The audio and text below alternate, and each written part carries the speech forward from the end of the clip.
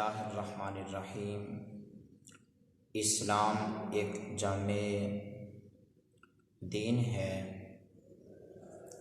اللہ تبارک و تعالیٰ نے ہمیں جو اسلام کی دولت سے مالا مال فرمایا ہے، اس میں ہر مسئلے کا حل موجود ہے۔ ان سارے مسائل میں سے ایک مسئلہ نکاح بھی تھا، تو نکاح اللہ تبارک و تعالیٰ نے ہمارے لیے مشروع فرمایا، جائز فرمایا، اور حکم ارشاد فرمایا کہ اپنی جنسی خواہشات کی تکمیل اور حصول اولاد کے لیے نکاح کرو۔ نکاح کے ذریعے ہی تسکین قلب حاصل کرو، جنسی تسکین حاصل کرو۔ اس کے علاوہ جنسی تسکین کا حصول جائز نہیں بلکہ گناہ عظیم ہے۔ رسول اللہ صلی اللہ علیہ وسلم نے اسی وجہ سے ارشاد فرمایا، حضرت سیدنا عبداللہ بن مسعود رضی اللہ تعالیٰ عنہ حدیث پاک کے راوی ہیں کہ قال رسول اللہ صلی اللہ علیہ وسلم، یا معشر الشباب من استطاع منکم الباءۃ فلیتزوج۔ پیارے آقا علیہ السلام نے ارشاد فرمایا، اے نوجوانوں کے گروہ، تم میں سے جو نکاح کرنے کی استطاعت رکھتا ہے اسے چاہیے کہ وہ نکاح کرے۔ فَإِنَّهُ أَغَضُّ لِلْبَصَرِ وَأَحْسَنُ لِلْفَرْجِ۔ نکاح کرنے کا فائدہ کیا ہے؟ نکاح کرنے کی وجہ سے بندے کی نگاہیں پاک ہو جاتی ہیں، جھک جاتی ہیں، یعنی پاک ہو جاتی ہیں، برائی کی طرف نگاہ نہیں اٹھتی۔ اور ارشاد فرمایا کہ دوسرا فائدہ یہ ہے، وَأَحْسَنُ لِلْفَرْجِ، بندہ کردار کا غازی بن جاتا ہے۔ اور پھر ارشاد فرمایا، وَمَن لَّمْ يَسْتَطِعْ عَلَيْهِ بِالصَّوْمِ فَإِنَّهُ لَهُ وِجَاءٌ۔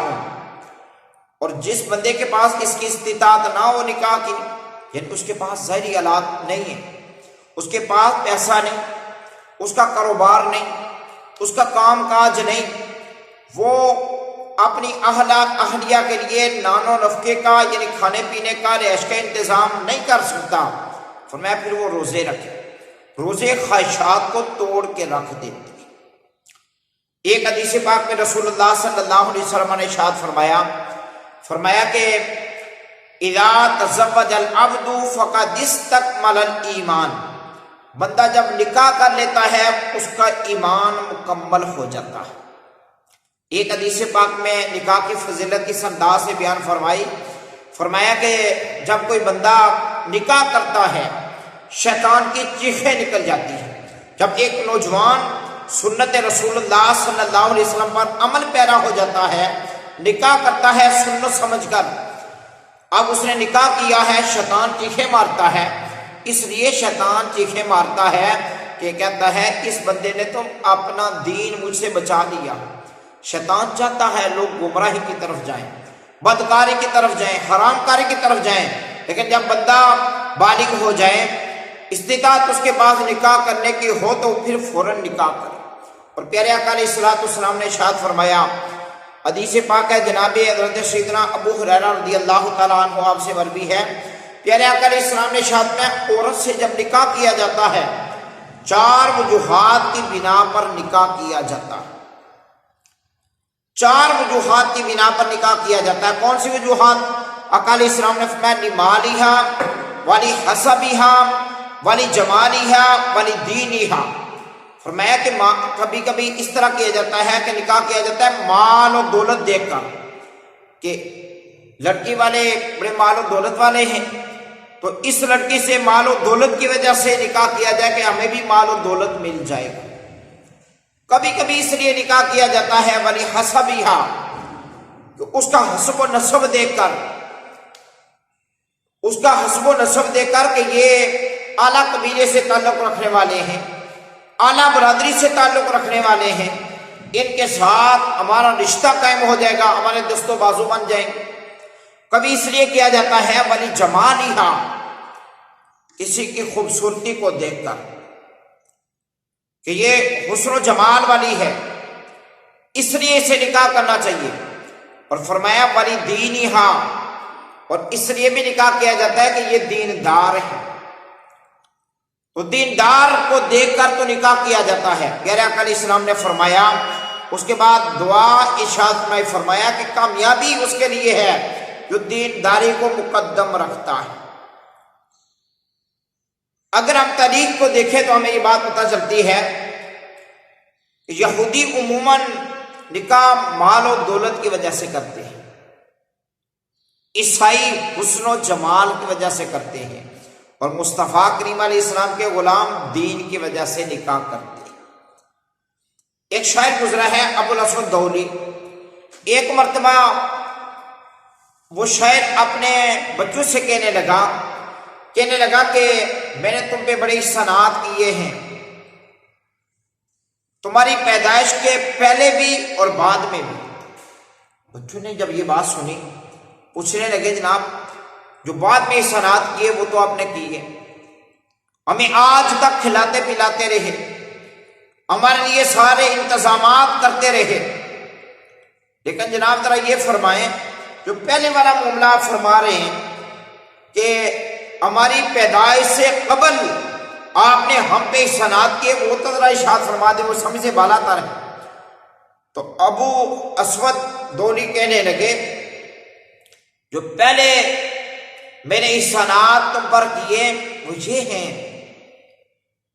کہ تمہارے لیے میں نے اچھی ماں کا انتخاب کیا، میں نے مال و دولت کو بھی نہ دیکھا، میں نے اور کوئی ظاہری حسب و نسب بھی نہ دیکھا، میں نے حسن و جمال کی طرف بھی زیادہ توجہ نہ کی، میں نے مقدم جس چیز کو رکھا وہ یہ ہے کہ اچھے اخلاق والی عورت ہو۔ اس کی وجہ یہ ہے کہ نکاح کے وقت جب اس بات کو مقدم رکھا جائے گا کہ دین والی عورت ہو، اچھے اخلاق والی ہو، اچھے کردار والی ہو، اس کی وجہ سے بچوں کے لیے آسانی ہو جائے گی کہ ایک تو وہ بیوی ہے، صرف وہ بیوی نہیں، کل وہ آپ کے بچوں کی ماں بھی بنے گی۔ ماں اچھی ہوگی تو آگے جو ایک پھول کھلیں گے، ایک اولاد کا سلسلہ چلے گا، وہ پاکیزہ ہو جائے گا۔ اگر اولاد کی تربیت اچھی نہ ہوئی تو سمجھے کہ اس میں باپ کا بھی بڑا عمل دخل ہے کہ باپ نے اچھی ماں کا انتخاب ان کے لیے نہیں کیا تھا، اچھی ماں کا انتخاب نہ کرنے کی وجہ سے اس کے لیے اولاد کی تربیت جو ہے وہ ناممکن ہو گئی۔ تو اس لیے یہ بات ذہن میں رکھنی چاہیے کہ نکاح رسول اللہ صلی اللہ علیہ وسلم کی سنت ہے، سنت کس طرح ادا کرنا چاہیے، سنت کو یہ طریقے بتا دیے کہ کس طریقے کے مطابق نکاح کرنا چاہیے، دین کو مقدم رکھنا چاہیے۔ آقا علیہ السلام نے فرمایا النکاح من سنتی، فرمایا نکاح میری سنت ہے، فمن رغب عن سنتی فلیس منی۔ آقا علیہ السلام نے فرمایا کہ جس نے نکاح سے اعراض کیا اس کے ساتھ ہمارا تعلق نہیں۔ حضرت سیدنا عثمان بن مظعون رضی اللہ تعالی عنہ بڑے عبادت گزار صحابی تھے، سارے صحابہ بڑے عبادت گزار تھے، لیکن ان کا بھی الگ طور پہ ایک تذکرہ ملتا ہے، بہت زیادہ عبادت گزار تھے۔ آقا علیہ السلام کی بارگاہ میں حاضر ہو گئے، یا رسول اللہ صلی اللہ علیہ وسلم آپ مجھے اجازت عطا فرمائیں، میں رہبانیت اختیار کرنا چاہتا ہوں، نکاح نہیں کرنا چاہتا۔ آپ کیا فرماتے ہیں؟ آقا علیہ السلام نے فرمایا کہ لا رہبانیت فی الاسلام، اسلام میں رہبانیت نہیں، رہبانیت اسلام میں نہیں۔ اسلام یہ کہتا ہے نکاح بھی کرو، عبادت بھی کرو، اور نکاح کو سنت سمجھ کے کیا جائے تو یہ عبادت بھی ہے، یہ عبادت بھی ہے۔ فرمایا کہ بندہ جب نکاح کرتا ہے اس کا ایمان مکمل ہو جاتا ہے، یہ ایک عبادت ہے۔ تو فرمایا کہ دیکھو عثمان بن مظعون رضی اللہ تعالیٰ عنہ سے فرمایا دیکھو کہ میں نے بھی نکاح کیے ہیں، عبادت بھی کرتا ہوں، غزوات پہ بھی جاتا ہوں، میں غزوات پہ بھی جاتا ہوں، سارا کچھ کرتا ہوں، لیکن نکاح میں نے بھی کیے ہوئے ہیں۔ تو نکاح جو ہے یہ یاد رکھنا چاہیے کہ بندہ جب بالغ ہو جائے اس کے پاس اتنی استطاعت ہو کہ وہ نکاح کر سکتا ہے، مال و دولت بھی ہو اور مکان بھی اس کے پاس ہو، مکان کا یعنی رہائش کا وہ بندوبست کر سکتا ہے اپنی اہلیہ کے لیے، اور جسمانی طور پہ بھی وہ تندرست ہے، شریعت کہتی ہے اس پہ نکاح کرنا واجب ہے۔ اگر وہ نکاح نہیں کرتا، بلا وجہ تاخیر کرتا ہے کہ میں بڑی کوٹھی بنا لوں تو پھر میں جا کے نکاح کروں گا، میں بڑی بڑی گاڑیاں لے لوں پھر جا کے میں نکاح کروں گا، میں بڑے بڑے بزنس بنا لوں پھر جا کے نکاح کروں گا، یہ اگر بنے کر کے نکاح کو بلا وجہ مؤخر کرتا ہے وہ گناہ کر رہا ہے۔ اسے چاہیے کہ اپنے دین کی حفاظت کے لیے اللہ پاک نے اسے جو استطاعت دی ہے اس استطاعت کے مطابق نکاح کرے، اور نکاح بہترین ہوتا ہی وہ ہے جس میں خرچہ سب سے کم ہو، اور وہ بندہ جس کے پاس استطاعت نہ ہو، جسمانی طور پہ بھی وہ تندرست نہ ہو، تو اس کے لیے نکاح کرنا مکروہ ہے۔